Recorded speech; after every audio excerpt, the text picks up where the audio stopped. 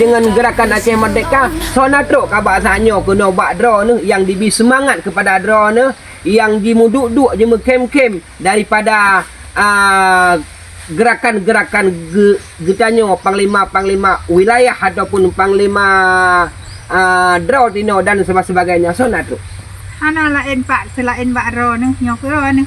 Oh, Selain Mbak Ro ni. Gubuk, ibu pejuang dan pengkhianatan sejarah.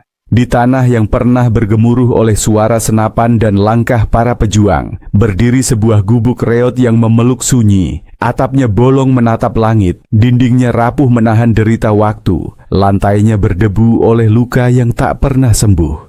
Dan di sana, tinggal seorang ibu. Bukan sembarang ibu, tapi ibu dari seorang pejuang yang namanya pernah menggetarkan hutan-hutan Aceh. Pejuang yang tak pernah pulang, kecuali namanya yang terus diingat sebagai bagian dari sejarah panjang perjuangan negeri ini. Gubuk itu bukan sekadar gubuk, ia saksi bisu ketika darah dan peluh menyatu, ketika tubuh pejuang bersembunyi dari intayan moncong senjata, ketika Ishak Daud, simbol keberanian di masa konflik, pernah menjadikan gubuk ini sebagai benteng terakhir.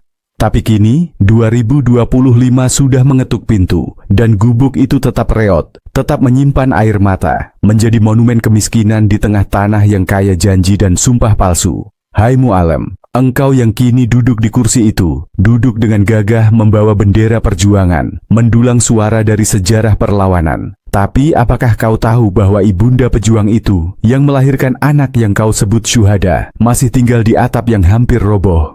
Di gubuk yang menunggu ambruk, sementara engkau dan barisanmu melenggang di balik megahnya kantor gubernur.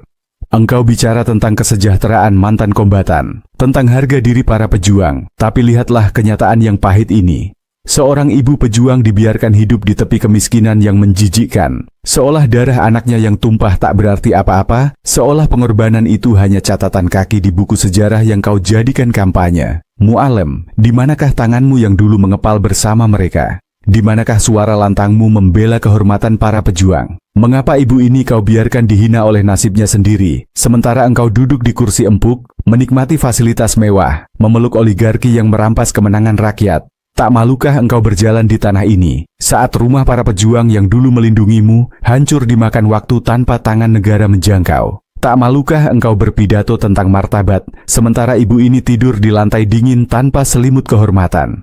Pejuang yang dulu kau elu-elukan, kini namanya kau injak sendiri. Janji yang dulu terucap dari bibirmu, kini menjelma jadi kebohongan yang membusuk di udara.